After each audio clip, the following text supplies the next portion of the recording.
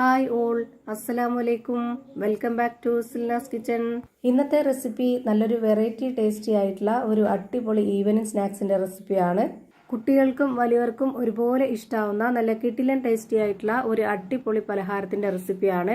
ഇതെങ്ങനെയാണ് തയ്യാറാക്കി എന്നറിയാനായിട്ട് video skip ചെയ്യാതെ മുഴുവനായിട്ടൊന്ന് കണ്ടു നോക്കണേ. റെസിപ്പിയിലോട്ട് കടക്കുന്നതിന് മുമ്പായി സിൽനാസ് കിച്ചൺ ചാനൽ ആദ്യമായിട്ട് കാണുന്നവരാണെങ്കിൽ പ്ലീസ് ഒന്ന് സബ്സ്ക്രൈബ് ചെയ്തേക്കണേ. ഒപ്പം തന്നെ ഈ വീഡിയോസ് നിങ്ങൾക്ക് ഇഷ്ടപ്പെടുകയാണെങ്കിൽ ഒരു ലൈക്ക് ചെയ്ത് ഷെയർ ചെയ്ത് ഹൈപ്പ് ചെയ്ത് സപ്പോർട്ട് ചെയ്യാനും മറക്കരുത്. ഇനി നമുക്ക് ഇതെങ്ങനെയാണ് തയ്യാറാക്കുന്നതെന്ന് നോക്കാം. ഇതിനായി ആദ്യം തന്നെ മിക്സിയുടെ ജാർ എടുത്തിട്ട് അതിലേക്ക് 250 ml കപ്പിന്റെ അളവില് 3 കപ്പ് അവലാണ് ഇട്ട് കൊടുക്കുന്നത്. ഇതൊന്ന് പൊടിച്ചെടുക്കാം. ഒരുപാട് നല്ല നൈസ് ആയിട്ടല്ല, കുറച്ചൊരു തരിതരിപ്പോട് കൂടി വേണം ഇത് പൊടിച്ചെടുക്കാനായിട്ട്. ഇപ്പൊ ഞാനിതൊരു സ്പൂൺ കൊണ്ട് കോരി കാണിച്ചു തരാം. ഇതുപോലെ നല്ല തരി ആയിട്ടാണ് ഞാനിപ്പോൾ ഇത് പൊടിച്ചെടുത്തിട്ടുള്ളത്. ഇതാണ് ഇതിന്റെ കറക്റ്റ് ആയിട്ടുള്ള പരുവം. ഇനി ഇതൊന്ന് മാറ്റി വെച്ചേക്കാം. ഇനി അടുത്തതായിട്ട് സ്റ്റവിലേക്ക് ഒരു പാൻ വെച്ച് കൊടുത്തതിന് ശേഷം ഫ്ലെയിം ഓൺ ആക്കി കൊടുത്തിട്ട് 2 സ്പൂൺ അളവിൽ നെയ്യ് ഒഴിച്ചു കൊടുക്കാം. നെയ്യില്ലാന്നുണ്ടെങ്കിൽ ബട്ടറിൽ വേണമെങ്കിലും ചെയ്തെടുക്കാം. നെയ്യിലാണ് കൂടുതൽ ടേസ്റ്റ്. ഇനി ഇതിലേക്ക് നല്ലൊരു മണത്തിന് വേണ്ടി ഒരു 3 ഏലക്ക ഇട്ട് കൊടുക്കുന്നുണ്ട്. ഇനി ഇതിലേക്ക് 1/2 കപ്പ് അളവിൽ ചിരകിയ തേങ്ങ ചെറിയൊരു മിക്സിയുടെ ജാറിലേക്ക് ഇട്ട് കൊടുത്തിട്ട് ഒന്ന് ക്രഷ് ചെയ്തെടുത്തിട്ടാണ് ഇതിലേക്ക് ഇട്ട് കൊടുക്കുന്നത്. പിന്നെ വേണ്ടത് മധുരത്തിന് ആവശ്യമായിട്ടുള്ള പഞ്ചസാരയോ അല്ലെങ്കിൽ ശർക്കരയോ ആണ്.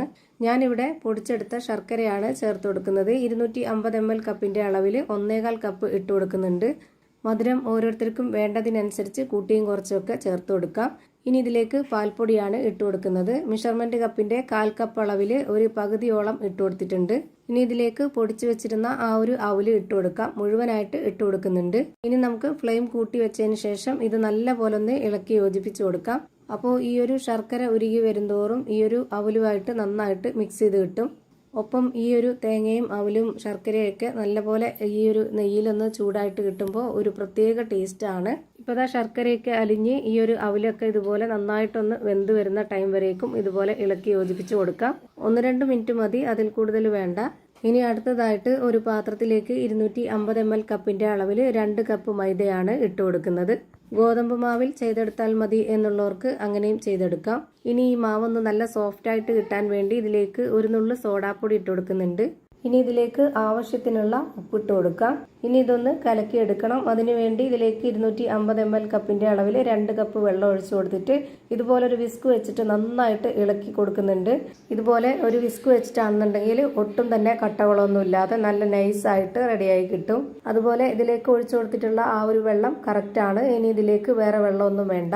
ഈ മാവ് ഒരുപാട് ലൂസ് ആവാതെ കുറച്ച് കട്ടിയായിട്ടിരിക്കണം. ഇപ്പോൾ ആ കട്ടകളൊന്നും ഇല്ലാതെ നല്ല രീതിയിൽ മിക്സ് ചെയ്തെടുത്തിട്ടുണ്ട്. ഇനി നമുക്ക് ഇതിന്റെ കറക്റ്റ് ആയിട്ടുള്ള പരുവം എങ്ങനെയാന്ന് നോക്കാം. അപ്പോൾ ഞാനിതാ ഒരു സ്പൂൺ കൊണ്ട് കോരി കാണിച്ചു തരാം. ഇത് കാണുമ്പോൾ തന്നെ നിങ്ങൾക്ക് ഇതിന്റെ കറക്റ്റ് ആയിട്ടുള്ള പരുവം മനസ്സിലാവും. ഇതാണ് ഇതിന്റെ പരുവം. ഇനി നമ്മൾ നേരത്തെ റെഡിയാക്കി വെച്ചിട്ടുള്ള ആ ഒരു മിക്സ് ഇതുപോലെ ബോൾസ് ആക്കി എടുക്കണം. ഓരോരുത്തർക്കും ഇഷ്ടമുള്ള വലിപ്പത്തിൽ റെഡിയാക്കി എടുക്കാവുന്നതാണ്. ഞാനിവിടെ ഇതുപോലെ ചെറിയ വലിപ്പത്തിലുള്ള ബോൾസ് ആക്കിയിട്ടാണ് റെഡിയാക്കി എടുക്കുന്നത്. ഓരോ പ്രാവശ്യവും നമ്മളിത് റെഡിയാക്കി എടുക്കുമ്പോൾ കൈയൊന്ന് വെള്ളത്തിൽ നനച്ചെടുത്തതിന് ശേഷം ഇതിൽ നിന്ന് കുറച്ചെടുത്ത് നല്ലപോലെ കയ്യിൽ അമർത്തി എടുത്തിട്ട് വേണം ഈ ഒരു സൈസിൽ റെഡിയാക്കി എടുക്കാനായിട്ട്. അപ്പോൾ ഇത് പൊടിഞ്ഞു പോകത്തില്ല. ഇപ്പോൾ ദാ ഞാൻ ഒരെണ്ണം കൂടെ ഇതുപോലെ എടുത്ത് കാണിക്കുന്നുണ്ട്. ഞാനിപ്പോൾ ഇതുപോലെ വളരെ ചെറിയ ബോൾസ് ആക്കിയിട്ടാണ് എല്ലാം എടുക്കുന്നത്. അങ്ങനെയാകുമ്പോൾ കാണാനും നല്ലൊരു ഭംഗിയായിരിക്കും. ഇപ്പോൾ ഇതുപോലെ ഈ ഒരു വലിപ്പത്തിൽ എല്ലാം തയ്യാറാക്കി ഒരു പാത്രത്തിലേക്ക് മാറ്റിയിട്ടുണ്ട്. ഇനി ഇതിൽ നിന്നും ഒരു ബോൾസ് എടുത്ത് ഇതുപോലൊരു സ്പൂണിൽ വെച്ചിട്ട് നമ്മൾ ഈ ഒരു മാവിലേക്ക് ഇട്ട് കൊടുക്കുക.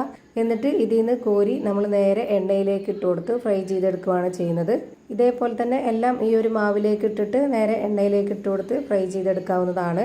അതിനായി സ്റ്റവിലേക്ക് ഒരു കടായി വെച്ച് കൊടുത്ത് ഫ്ലെയിം ഓൺ ആക്കി കൊടുത്തിട്ടുണ്ട്. അതിലേക്ക് കുറച്ച് ഓയിൽ ഒഴിച്ചു കൊടുത്തതിന് ശേഷം ഓയിലൊന്ന് നന്നായിട്ട് ചൂടായിട്ട് വരുമ്പോൾ ഇതുപോലെ ഓരോന്നായിട്ട് ഇട്ട് കൊടുത്ത് ഫ്രൈ ചെയ്തെടുക്കാം.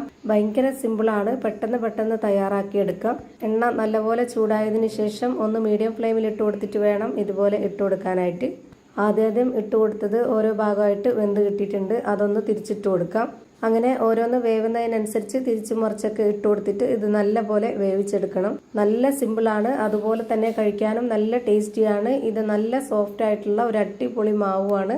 ഇപ്പോൾ ഇതെല്ലാം തിരിച്ചു മറിച്ചൊക്കെ ഇട്ട് കൊടുത്തിട്ട് ഈ ഒരു പരുവത്തിൽ വേവിച്ചെടുത്തിട്ടുണ്ട്. ഇനി നമുക്കിത് എണ്ണയിൽ നിന്ന് കോരി മാറ്റാം. ഒട്ടും എണ്ണ കുടിക്കാത്ത നല്ല കിടിലൻ ടേസ്റ്റി ആയിട്ടുള്ള ഒരു അടിപൊളി പലഹാരമാണ്. എന്തായാലും ഒരു തവണയെങ്കിലും ഒന്ന് ട്രൈ ചെയ്ത് നോക്കണം, എല്ലാവർക്കും ഇഷ്ടാവും. ഇതേപോലെ തന്നെ എല്ലാം ഫ്രൈ ചെയ്ത് ഒരു പാത്രത്തിലേക്ക് മാറ്റിയിട്ടുണ്ട്. ഇതിന്റെ അകം എങ്ങനെയാണ് ഇരിക്കുന്നതെന്ന് അറിയാനായിട്ട് ഞാനിതൊന്ന് കട്ട് ചെയ്ത് കാണിച്ചു തരുന്നുണ്ട്. അപ്പോൾ ഇത്രയേ ഉള്ളൂ ഇന്നത്തെ വീഡിയോ ഇഷ്ടമായാൽ ലൈക്ക് ചെയ്യാനും കമന്റ് ചെയ്യാനും ഷെയർ ചെയ്യാനും മറക്കരുത്. അതുപോലെ തന്നെ ഞാനിടുന്ന പുതിയ വീഡിയോസ് നോട്ടിഫിക്കേഷനായിട്ട് കിട്ടുന്നതിന് വേണ്ടി സബ്സ്ക്രൈബ് ചെയ്ത് ബെല്ലൈക്കൺ അമർത്തി അതിൽ ഓൾ എന്ന ഓപ്ഷൻ എനേബിൾ ചെയ്ത് കൊടുക്കാനും മറക്കരുത്. പുതിയൊരു വീഡിയോയുമായി വീണ്ടും വരും. Thank you for watching.